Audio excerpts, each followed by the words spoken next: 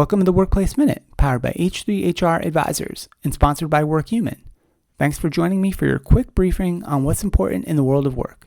My name is Steve Boese. Today in the Workplace Minute, we dive into the labor market impacts of the Trump administration's immigration policies. Let's break it down.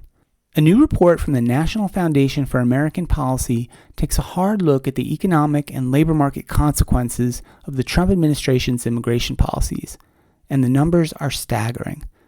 The analysis projects that these policies, covering both legal and illegal immigration, would reduce the number of workers in the U.S. by 6.8 million by 2028, and by a massive 15.7 million by 2035.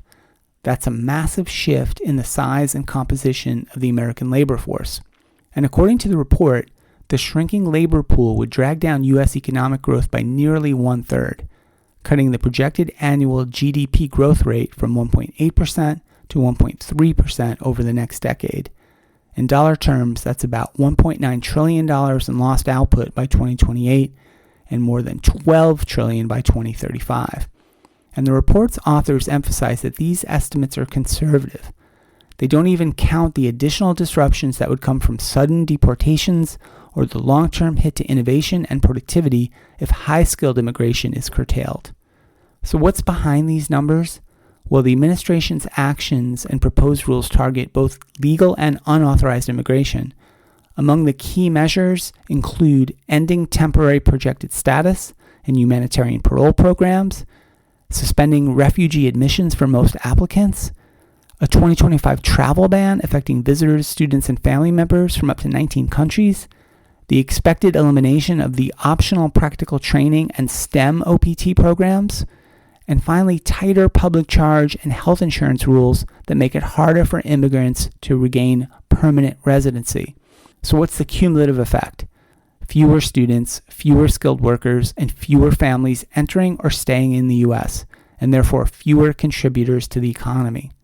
The report also notes that labor force and productivity growth are the twin engines of the economy, and immigration fuels both. Immigrants have accounted for over half of all the U.S. labor force growth for the last 30 years, and nearly 85% of all growth between 2019 and 2024 came from foreign-born workers. So when immigration slows dramatically, employers don't just lose access to talent, they also lose the demand those workers create.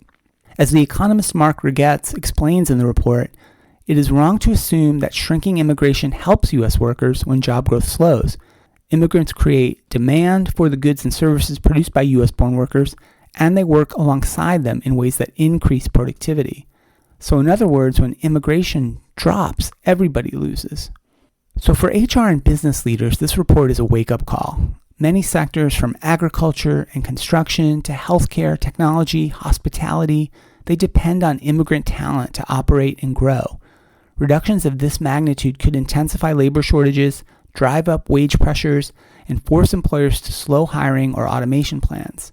Moreover, fewer international students and skilled workers mean a shrinking pipeline of STEM talent at a time when the U.S. is already struggling to fill all the AI, data, and engineering jobs that are available.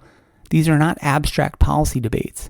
They're factors that will shape how easily companies can find and retain the people they need to compete. So what should HR leaders and executives take from all this? First, prepare for persistent talent scarcity. Whether or not these policies stay in place, the demographic headwinds are real. Build long-term workforce plans that account for fewer available workers, especially in high-skilled and essential occupations.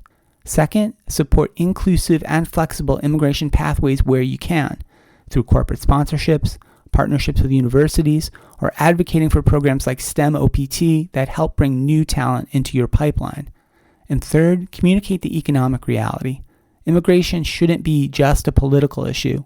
It's a workforce issue, a growth issue, and ultimately a competitiveness issue. Companies that understand this and plan accordingly will have a significant advantage in the years ahead. The NFAP's analysis makes one thing clear. Restricting immigration doesn't make America stronger.